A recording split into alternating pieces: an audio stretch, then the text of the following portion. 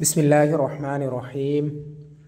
अल्हम्दुलिल्लाहिल्लज़ी क़सूरत इबारतुल बुलगाइ अनिल इहातति बिमानी आयाति व अजज़त अलसुनुल फुसहाइ अन बयान बदाए मसनूआति वस्सलातु वस्सलामु अला मम मलका तरफ़इल बलागति इतनाबम व इजाज़ा व अला आलिहि व अस्हाबिहिल फ़ातिहीन बिहदिहिम इलल हक़ीक़ति मजाज़ा व बाद।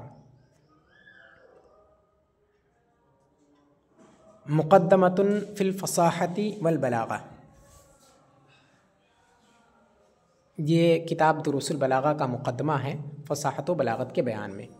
यानी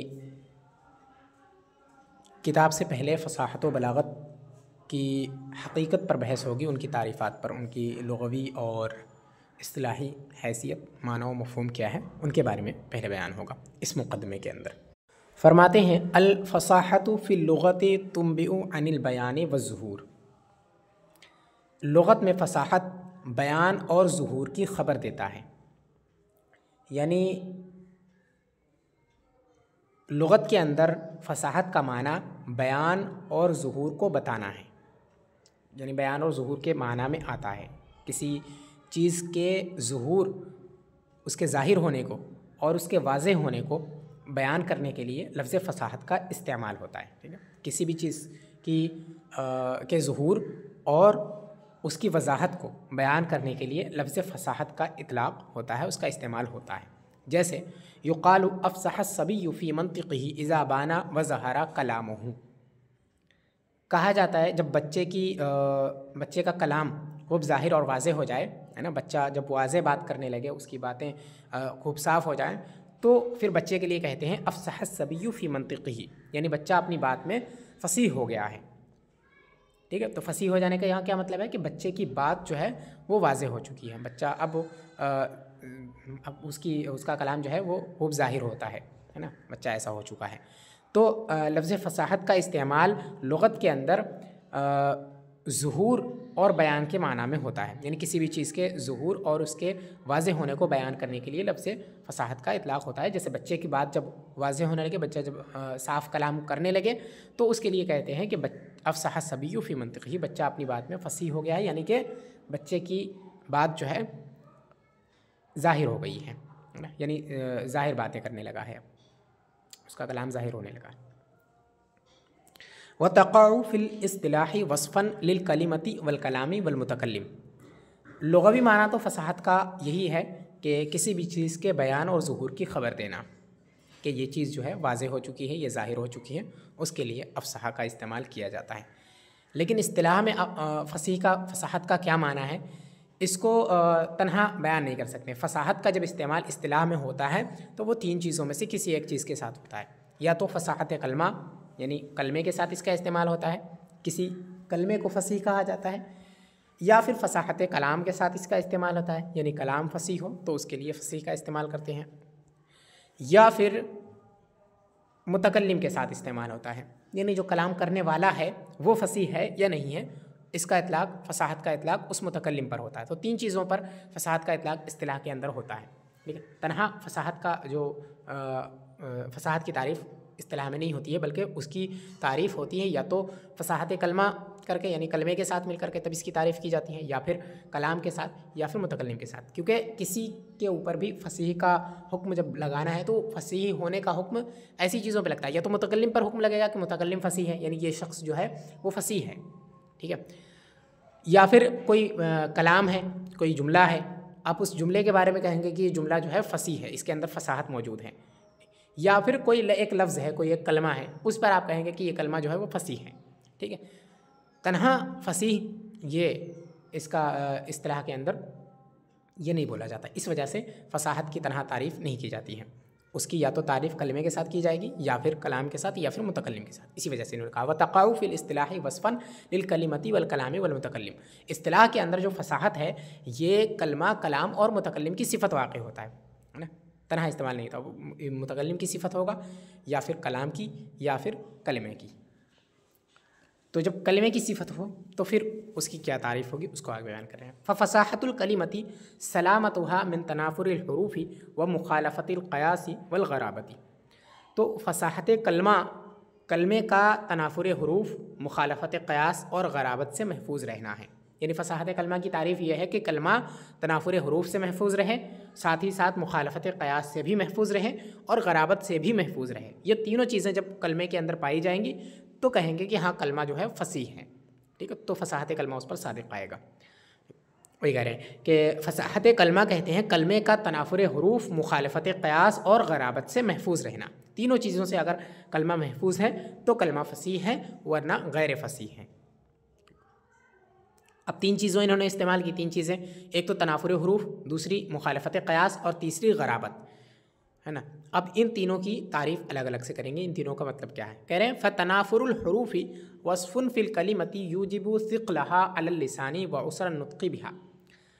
तनाफुर हुरूफ कलमे में ऐसी सिफ़त होती है जो ज़ुबान पर उस कलमे की सिक़ालत, जो ज़ुबान पर सिक़ालत है ना, और उसको बोलने में दुश्वारी को लाजिम करती है, दुश्वारी लाती है। मतलब ये है कि कलमे के अंदर तनाफुर हुरूफ जब होगा तो इसकी वजह से कलमे ज़ुबान पर कलमे को ज़ुबान से अदा करना ये मुश्किल हो जाएगा, है ना, और सक़ील होगा, वो कलमा सक़ील हो जाएगा और ज़ुबान पर उसका इस्तेमाल करना मुश्किल होगा। तब कहेंगे कि ये इसके अंदर तनाफुर है। तनाफुर का मतलब यही है कि वो कलमे के साथ कोई ऐसी चीज़ होती है, कोई ऐसी सिफ़त होती है, कोई भी कलमा हो उसके साथ कोई ऐसी सिफ़त होती है कि जिस सिफ़त की वजह से उस कलमे को अदा करना दुश्वार हो जाता है और वो कलमा जो है सक़ील होता है ना। मिसाल से देखें, जैसे अज़्ज़शु का इस्तेमाल लिल मौज़िल ख़शिन, खुरदरी जगह के लिए ना, सख्त के लिए लफ्ज़ अज़्ज़शु का इस्तेमाल करना। तो अज़्ज़शु जो है ये सक़ील है, ज़ुबान से इसका अदा करना दुश्वार है। ठीक है, तो किसी सख्त या खुरदरी जगह के लिए लफ्ज़ अल-ख़शिन का इस्तेमाल कर सकते हैं। लेकिन अगर कोई अज़्ज़शु का इस्तेमाल करे उसके लिए तो कहेंगे कि ये जो कलमा है जो इसने इस्तेमाल किया यहाँ, ये कलमा जो है वो फसीह नहीं है, गैर फसीह है, क्योंकि अज़्ज़शु जो है ये ज़ुबान पर सक़ील है और इसको अदा करना थोड़ा दुश्वार है। ठीक, तो इसके अंदर जो है तनाफुर है। और जब तनाफुर आ गया कलमे के अंदर तो फिर चूँकि तीन शर्तें जो थी उनमें से एक शर्त नहीं पाई गई, लिहाजा कलमा जो है ये फसीह होने से खारिज हो गया। ठीक, तो तनाफुर हुरूफ कलमे में ऐसी सिफ़त होती है ना, जिस सिफ़त की वजह से कलमा जो है सक़ील हो जाता है और उसको ज़ुबान से अदा करना दुश्वार हो जाता है। जैसे कि अज़्ज़शु किसी खुरदरी जगह के लिए इसका इस्तेमाल करना। वल हुई, ये इसका जो अज़्ज़शी नहव जो है ये मुज़ाफ़ है, अज़्ज़शी मुज़ाफ़ इलैह है, इस वजह से हुई उसी का, इसका अत्फ़ उसी पर है, अज़्ज़श पर, इस वजह से इस पर कसरा है। हाँ, तो एक मिसाल है अज़्ज़शु, दूसरी मिसाल है अल-हुअ। ये इसका अदा करना भी ज़ाहिर सी बात है, इसको आप अदा करें तो ये इसका अदा करना दुश्वार है। ठीक, तो ये भी तनाफुर की मिसाल है, इसके अंदर भी तनाफुर है। हुरूफ इस तरह से इस्तेमाल किए गए हैं, एक हुरूफ की तरतीब ऐसी है कि जिस तरतीब की वजह से हुरूफ को ज़ुबान से, इस कलमे को ज़ुबान से अदा करना दुश्वार है ना, तो इसी को तनाफुर कहते हैं। हुअ का इस्तेमाल करते हैं ले नबातिन तरआहुल इबिल, अगर हुअ का इस्तेमाल उन घास के लिए, उस घास के लिए किया जाए जिसको ऊँट जो है वो चरते हैं, तो ये जो है तनाफुर होगा, तनाफुर की मिसाल बन जाएगी और ये कलमा जो है वो फसीह होने से खारिज हो जाएगा। ऐसे ही अन्नुक़ाख़ु वन्नुक़ाख़ी लिलमाइल अज़ीबिस साफ़ी, साफ़ मीठे पानी के लिए लफ्ज़ अन्नुक़ाख़ु का इस्तेमाल करना, ये भी तनाफुर की मिसाल है। ठीक, अन्नुक़ाख़ु के अंदर भी तनाफुर है क्योंकि अन्नुक़ाख़ु को भी ज़ुबान से अदा करना दुश्वार है। ठीक है, सक़ील कलमा है, इस वजह से ये भी फसीह होने से खारिज हो जाएगा। ठीक, क्योंकि इसके अंदर तनाफुर हुरूफ पाया जा रहा है। वल मुस्तशज़िर, ये मुस्तशज़र है, मुस्तशज़र लिल मफ़तूली, बटी हुई चीज़ के लिए मुस्तशज़र का इस्तेमाल करना, बटी हुई रस्सी या बटे हुए बाल, इनके लिए लफ्ज़ अल-मुस्तशज़र का इस्तेमाल करना। अल-मुस्तशज़र ये भी सक़ील है, इसका भी ज़ुबान से अदा करना दुश्वार है थोड़ा, इस वजह से इसके अंदर भी तनाफुर है। तो ये भी तनाफुर हुरूफ की मिसाल हुई। ये अज़्ज़शु है, अल-हुक़ु है और अन-नुक़ाख़ु है और अल-मुस्तशज़र है, ये सब गैर फ़सीह हैं, क्योंकि इन सब के अंदर तनाफ़ुर हुरूफ़ पाया जा रहा है। इन सब को ज़ुबान से अदा करना दुश्वार है और ये सक़ील है, इस वजह से ये तनाफ़ुर हुरूफ़ हैं इनके अंदर, और इसकी वजह से ये कलमे जो हैं वो फ़सीह होने से ख़ारिज हो गए। ये सब गैर फ़सीह की मिसालें हैं। तो ऐसा नहीं होना चाहिए कि कलमे के अंदर तनाफ़ुर हुरूफ़ हो जिसकी वजह से उसको अदा करना दुश्वार हो जाए, ऐसा नहीं होना चाहिए। अगर ऐसा हुआ तो वो फ़सीह नहीं होगा वो कलमा। दूसरी चीज़ इन्होंने कहा था मुखालफत क़यास से भी कलमा महफूज रहे। मुखालफत क़यास क्या है?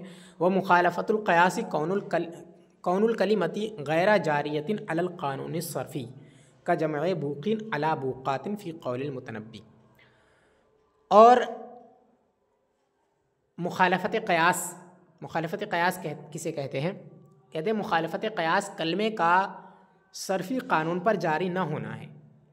जो क़वानीन सर्फ़िया हैं, है ना, इल्म सर्फ़ के जो क़वानीन हैं, उन क़वानीन में से कोई किसी कलमे को इस्तेमाल किया जाए और उस कलमे से मुतालिक जो क़ानून है इल्म सर्फ़ के, उस क़ानून पर उसको जारी न किया जाए, उस क़ानून के ख़िलाफ़ उसको इस्तेमाल किया जाए, है ना। किसी भी लफ्ज़ को सर्फ़ी क़ानून के ख़िलाफ़ अगर इस्तेमाल किया जाए तो वो लफ्ज़ जो है, वो कलमा जो है, किसी भी कलमे को अगर सर्फ़ी क़ानून के ख़िलाफ़ इस्तेमाल किया जाएगा तो वो कलमा मुखालफत क़यास की मिसाल बन जाएगा, ठीक है, और वो फ़सीह होने से ख़ारिज हो जाएगा। क्योंकि फ़सीह होने के लिए ये भी ज़रूरी है कि वो मुखालफत क़यास से महफूज रहे, और ये मुखालफत क़यास इसके अंदर पाई गई, इस वजह से ये जो है फ़सीह नहीं होगा। इसकी मिसाल जैसे कि बूक़ की जमा बूक़ात लाना का जमा बूक़िन अला बूक़ातिन, जैसे बूक़ की जमा बूक़ात लाना मुतनब्बी के इस कौल के अंदर आगे आ रहा है। फ़इन यकू बाज़ुन नासी सैफ़न लिदौलतिन फ़फ़िन नासी बूक़ातुन लहा व तुबूल। तो अगर बाज़ लोग हुकूमत के लिए तलवार हैं तो कुछ लोग उसके लिए ढोल और ताशे भी हैं। बहरहाल ये शेर है मुतनब्बी का। इस शेर के अंदर जो महल इस्तिशाद है वो है बूक़ातुन, ठीक है। तो बूक़ातुन जो है ये मुतनब्बी ने यहाँ पर बूक़ की जमा के तौर पर इस्तेमाल किया है। लफ्ज़ बूक़ ये इसके लिए इस्तेमाल किया, इसकी जमा इस्तेमाल की बूक़ातुन। हालांकि इसकी जमा अगर जमा क़िल्लत लाएँ, कह रहे हैं इज़िल क़यासु फ़ी जमइही लिल क़िल्लति अबवाक़, है ना, क़यास इसकी जमा क़िल्लत के अंदर अबवाक़ है, ठीक है।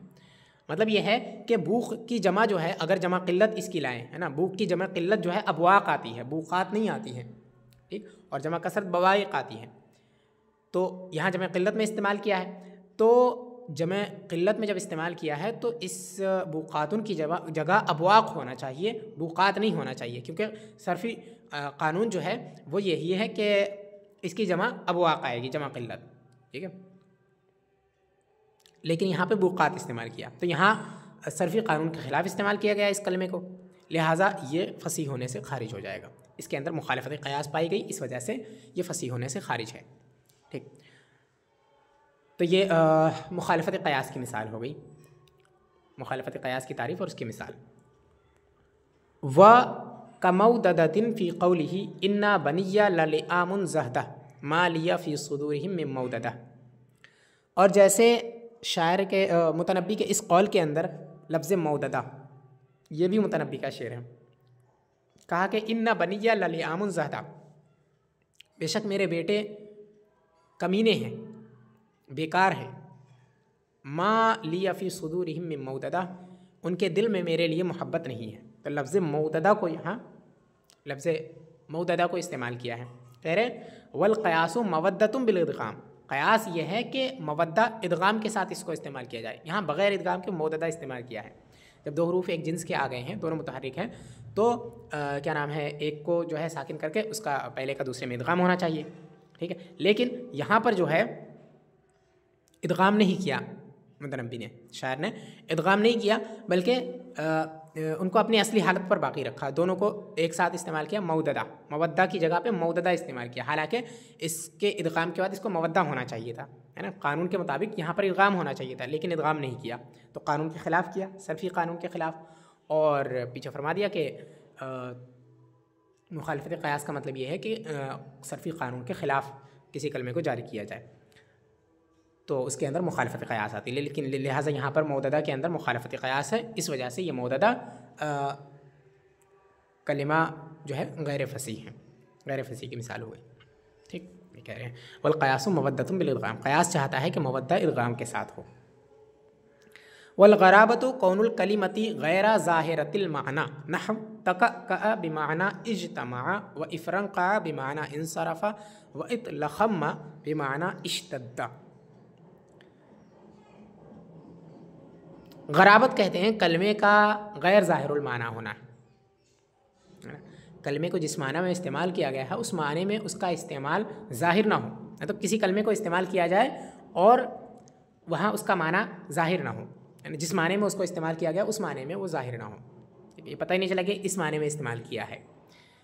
जैसे तक़अ को कोई इज्तमा के माना में इस्तेमाल करे, तो तक़अ को जब इज्तमा के माना में इस्तेमाल करेगा तो तक़अ का माना ज़ाहिर नहीं है, लिहाजा ये मिसाल हो जाएगी ग़राबत की, इसके अंदर ग़राबत पाई जाएगी।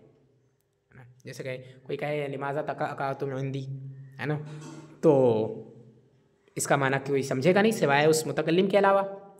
ठीक है, क्योंकि इस माना में वो ज़ाहिर नहीं है, लफ्ज़ तक़अ जो है इस माना में ज़ाहिर नहीं है, इज्तमा के माना में जब ज़ाहिर नहीं है तो किसी को मालूम नहीं कि इस माना में इस्तेमाल किया जा सकता है, मुतकल्लिम ने इसको इस माना में इस्तेमाल कर लिया, लिहाजा ये जो है इसका कलमा जो होगा तक़अ जो इज्तमा के माना में उसने इस्तेमाल किया, ये कलमा गरीब होगा, इसके अंदर ग़राबत होगी। ठीक, तो ये गैर फसीह हो जाएगा। ऐसे ही अगर कोई इफ़रक़अ को इंसरफ़ा के माना में इस्तेमाल करे, इंसरफ़ा यानी कि क्या नाम है चले जाना, तो कोई इस्तेमाल करे इफ़रक़अ अन्नी, है ना, मुझसे दूर चले जाओ, मेरे पास से दूर चले जाओ, तो ये इस इफ़रक़अ को इंसरफ़ा के माना में इस्तेमाल करे तो ये भी ग़राबत की मिसाल होगी, ये कलिमा भी उसका गैर फसीह होगा क्योंकि इफ़रक़अ इसका माना ज़ाहिर नहीं है। ऐसे ही इत्लख़म्मा को कोई इश्तद्दा के माना में इस्तेमाल करे तो ये भी ग़राबत की मिसाल होगी। ये सारे कलमे जो हैं वो गैर फसीह होंगे क्योंकि इनके अंदर ग़राबत पाई जा रही है, ग़राबत इस वजह से क्योंकि इनका माना ज़ाहिर नहीं है, चाहे इफ़रक़अ हो या तक़अ हो या इत्लख़म्मा हो, इनका माना इनके मानी ज़ाहिर नहीं है, इस वजह से ये कलमे गैर फसीह होंगे।